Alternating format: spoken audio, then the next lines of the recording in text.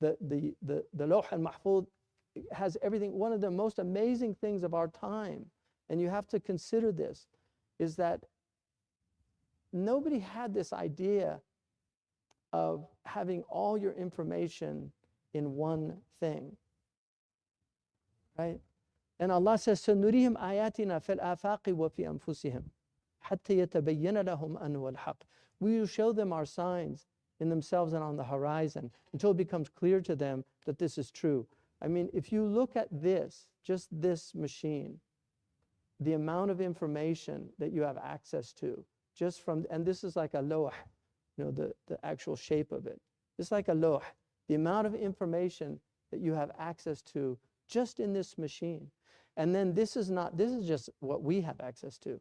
What the intelligence community has access to is a whole other thing, because all the telephones are being monitored by computers. They have supercomputers that monitor all the telephone. They have keywords that if they pick up, if they hear in their words. Now they have AI that can do instantaneous translation, so they don't need to have translators actually listening in and doing these things. This is all human beings with these pea brains.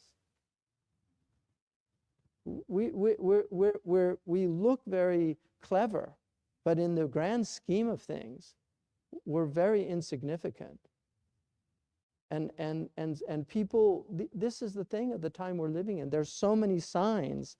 And so this idea of a Lawh al-Mahfuz, where all information is contained, the fact that Allah has shown us this miniature example of this, where they believe they're going to put all human information, everything will be available to everybody instantaneously. All the 25 million books in the Library of Congress, all human information that can be researched and accessed almost immediately.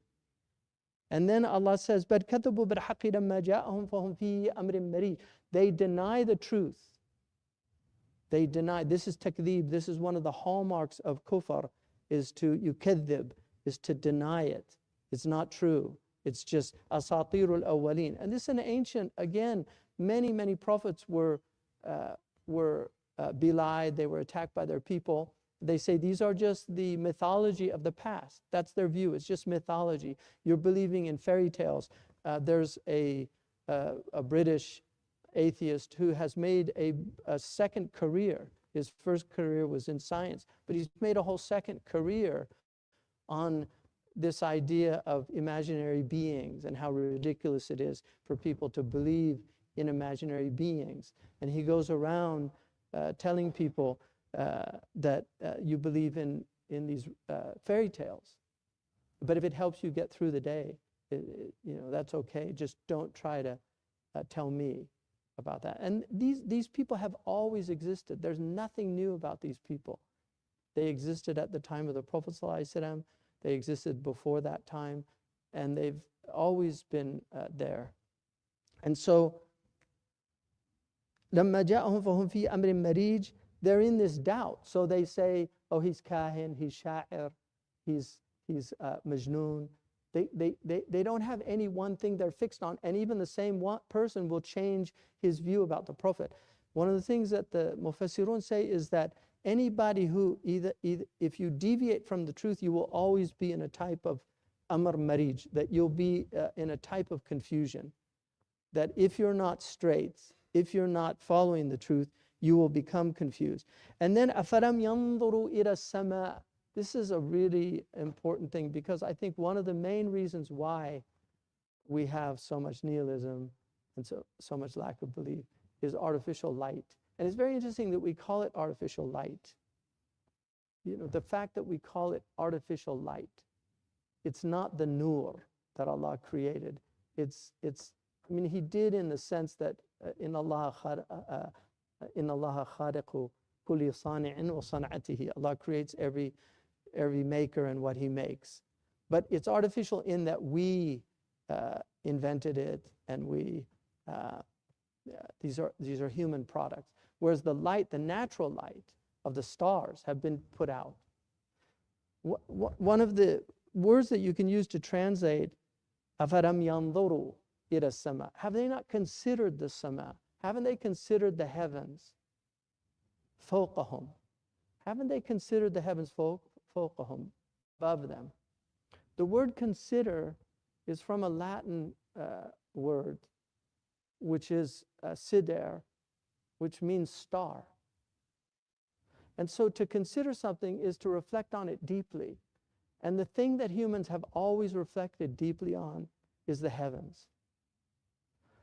And all of our sciences come from reflection on the heavens. Mathematics, لِتَعْلَمُوا عَدَدَ السِّنِينَ وَالْحِسَابِ, that Allah subhanahu wa ta'ala put a reckoning in the skies so that you would learn mathematics.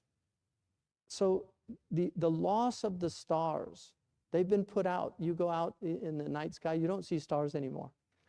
When people can see stars, it will force them to reflect. It's the nature of the stars. That's why in the Timaeus, Plato actually says that God created sight so that we might look up at the heavens and see the stars and see the perfect order of the heavenly world, that we might want to bring that order down into the disordered world of humanity. Like to align ourselves. This is this vertical alignment with the heaven, to align ourselves with the stars. And this is why if you look at our prayer, it's all based on this alignment with heavenly bodies. Our prayer is based on alignment with heavenly bodies. Our fasting is based on alignment with heavenly bodies. We break our fast with alignment with heavenly bodies. Allah is telling us, look at the sky. That's how you determine your prayer times. Look at the moon. That's how you determine. مَوَاقِيتُ لِلنَّاسِ وَالْحَجِّ. Like this is how, it's the heavens that we order our lives with. Our spiritual lives are ordered with the heavens. وَبِالنَّجْمِ هُمْ يَهْتَدُونَ. By the stars they are guided. So what happens إِذَا طُمِسَتْ? When نُجُوم إِذَا طُمِسَتْ, you know, when the stars are put out. I mean, this is one of the signs. Al-Ghumari said that that sign wasn't for the akhirah, it was for dunya. Like the nujum have been put out. So Allah says, consider. Reflect on the sky. كَيْفَ بَنَيْنَاهَا وَزَيَّنَّاهَا. And we ornamented it. We ornamented it. So there's a zina in the heavens. وَمَا لَهَا مِن فُرُوجٍ. There's no gaps in it. So haven't they observed the sky above them? How we have constructed it and adorned it without any gap in it? And then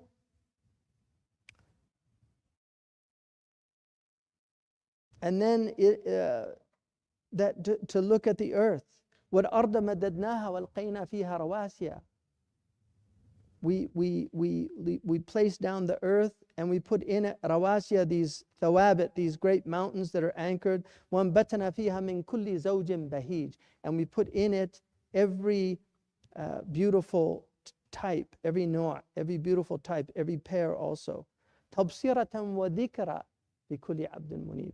As a tabsira, yubasiruka, in order to enlighten you. And that's actually the word, as an enlightenment and a reminder for every repentant devotee. Yubasiruka, it brings light to you. It gives you vision, it gives you inner sight, it gives you basira.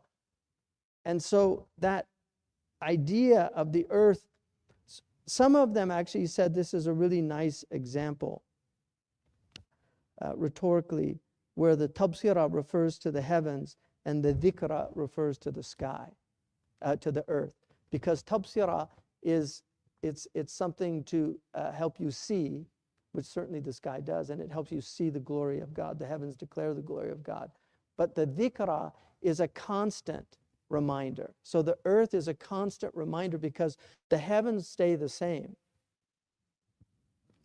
If you go out in the sky any time of the day, it's always the same. But the earth is constantly changing. So you have this stability and then you have this change. And these two. So one is a tabsira and one is a dhikra, a reminder. For every munib is the one who constantly goes back to Allah subhanahu wa ta'ala.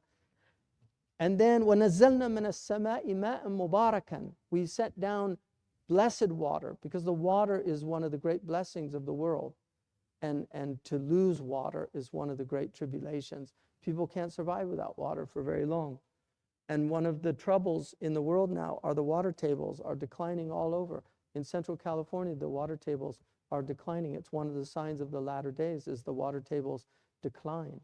And so this is a huge problem. This is a huge problem. The blessing of water, it's one of the great blessings that Allah has given us. وَجَعَلْنَا مِنَ الْمَاءِ كُلَّ شَيْءٍ حَيٍّ. We made every living thing from water. Without water, we desiccate, dry up, and die.